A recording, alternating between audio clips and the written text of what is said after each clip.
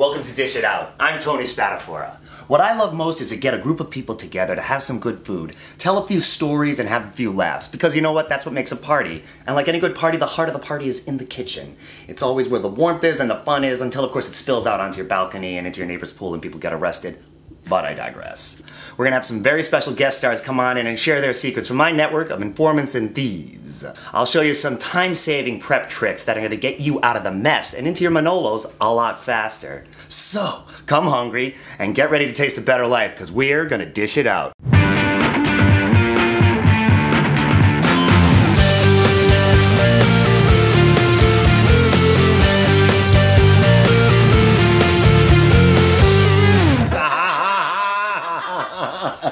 How easy is this?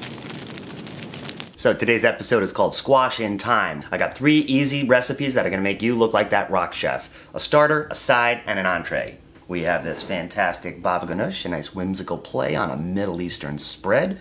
We have some cannabini, which is a nice little take that Ma created, a mix of ratatouille and some cannellini beans. And then spaghetti squash as an entree. That's that intimidating football in the corner of your grocer's produce section. Let's get cooking. The great part about these recipes, the majority of the product is already found in your pantry. I'm gonna show you what every good chef should have in store for making rock star recipes. It's a little section we call Pantry Raid. What we're gonna use: oregano, sage, red pepper, rosemary, tomatoes, and white beans. Fresh from Pantry Raid, we're back with our ingredients. And of course, now the star of our recipe, baba ganoush. Notice the eggplant. Consider the eggplant. What this is also known as a guinea squash. When you're in the market and you're looking at one of these, make sure the skin is nice, taut, and purple. It's purple and shiny, a lot like something Prince would wear. What we've got for ingredients today, we have a dozen fresh cloves of garlic cut into spears. We have a teaspoon crushed red pepper. We have 2 teaspoons of dried rosemary. And we have 2 tablespoons of some fresh lemon juice. Always remember, fresh beats concentrate. That's how I got through the 7th grade. Right here, what we're going to do is separate the egg from the plant, the men from the boys.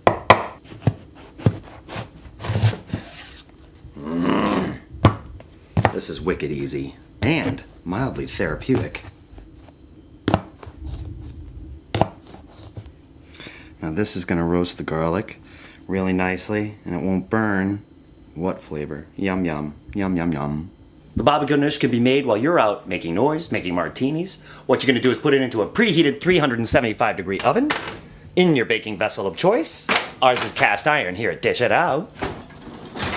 For 45 minutes, giving us a chance to start on a little squashatini. You know that intimidating little football in the corner of the grocer? That's a spaghetti squash. Not easy to cut. Make sure your knife is nice and sharp, and make sure you are uber careful. Nothing ruins a dinner party like stitches and blood.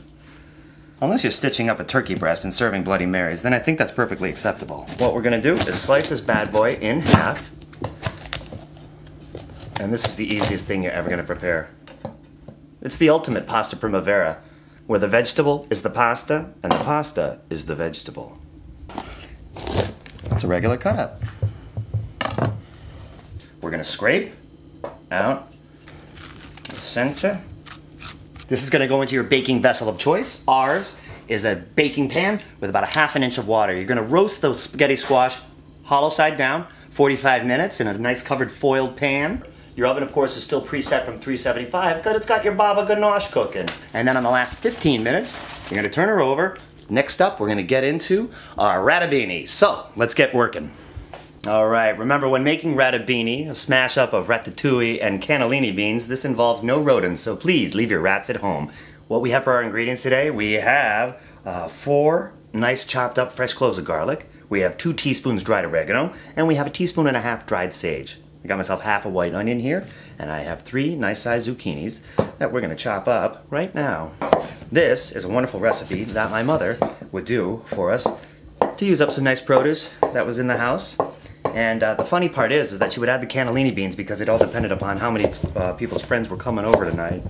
So she was able to stretch it. It's so funny that people are so afraid about chopping an onion. They think that they're gonna cry. My theory is use just enough onion to get by. Any more? Food processor. Wet it, wipe it, good night. Squash. Vessel of choice, cast iron here. Lipid of choice right now for this instance, olive oil. You're gonna use about 1.5 turns. You got your 3 summer squash, zucchini into the pan. Some salt, a little bit of fresh ground pepper, because that's gonna help bring the flavors of the zucchini up. I'm gonna bring some onion on over. Drop that in. Got 4 cloves chopped up, nice. And that's not gonna take long. So while the onions are cooking right now, we're gonna let them go and get a little soft. And on the pickup, we're gonna add 1 28-ounce can of diced tomatoes, drained. We're also gonna add a 15-ounce can of white cannellini beans, rinsed and drained. But we do that on the pickup so the beans don't break down. We got our tomatoes, in they go. Yeah, that's nice. We're gonna add our dried herbs, oregano, and sage. So all the veggies are nice and tender and they're just getting a little revitalized from the tomatoes. We're gonna turn the heat down on this and let it simmer. And then on the pickup, like I said, we're gonna add the cannellini beans. Pickup, by the by, is the last step before you bring to the plate, which you bring to the table, which you bring to your hungry friends. Rinsed and drained, rinsed and drained. In they go. And just let this go for a little bit so that the beans start to change color. Not like Michael Jackson completely changed, but so let this go for a little while everybody gets introduced. We've let this cook down. Remember we put a nice brown on the zook, tomatoes. Oh, nice. Added the onions, the garlic. Yeah, okay. The tomatoes filled in all those little crevices of space and taste that you were waiting for. And turning down the heat, let everybody get acquainted at the party. And you know what's great about a party? It's always in the heart and soul of your kitchen. Eggplant's ready to go. You have your appetizer, you have your side, and you're gonna have your entree. So the vegetarians on your menu, the vegetarians on your guest list tonight will be very happy to know. So we got this. What we're gonna do is we're gonna scrape the meat of this out, and this is easy as can be. Take your little fork and pull out the meat. Nice eggplant. Come to Papa. It's a beautiful color, this baba ganoush, and we're gonna add our finishing ingredients. We're gonna add our rosemary. We're gonna add our crushed red pepper and a little fresh lemon juice. Oh, this is so tasty. So this is all mixed up with our final ingredients. Add your salt and pepper to your taste. Taste, what if I must. A little bread.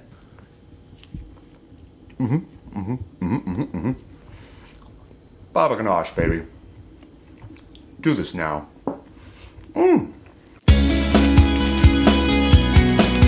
It's Tony's Talk Time, which is our opportunity here on Dish It Out to be able to trash, recycle, and revisit anything from food to fun to fanzine.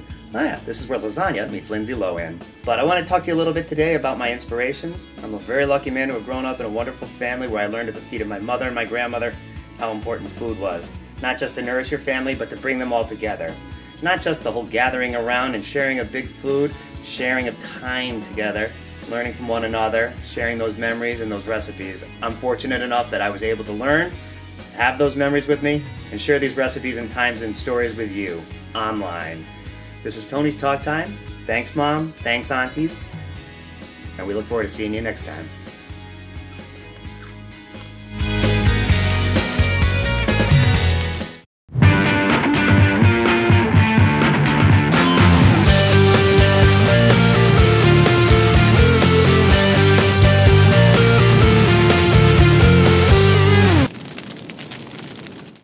Next is the spaghetti squashatini. Nice. So now that the spaghetti squashatini has cooled, we're gonna dress her up with a little bit of seasoning, a little bit of salt to taste. It's nice that salt is back in fashion, isn't it? And it gotta go a little something like this. Fork, fork, fork. Oh, very nice. Use your favorite lipid of choice. Ours is butter. So we're gonna dress this up. Spaghetti squash in. Dried oregano. That's about a teaspoon. In the old days, when we were growing up, we'd have spaghetti or linguine or fettuccine hanging off from a string from the front door to the den because we'd be making pasta. You know, it's just a nice little thing we would do once a month because it was to get all those kids together and do it like that. My mother and father would have their heads examined. But when I told my mother about spaghetti squash, she's like, I don't think I'll ever need that string again. I have to go through that personal hell. The oregano, salt, pepper, and I'm actually being good to myself. Do you feel squoze? Because that was squash in time.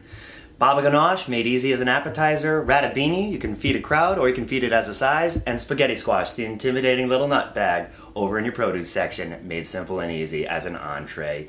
I'm Tony Spatafora. I'm dished. I'm out. This is Dish It Out, and I really appreciate you coming in today. Come back next week, and we're going to talk about Parmesan horseradish fish. What you're going to need as you establish your well-stocked pantry: mayonnaise, Worcestershire, horseradish, and Parmesan. You can use shaky cheese in this instance. Trust me, it's a great cooking method. Thank you very much, and I'm going to see you next time.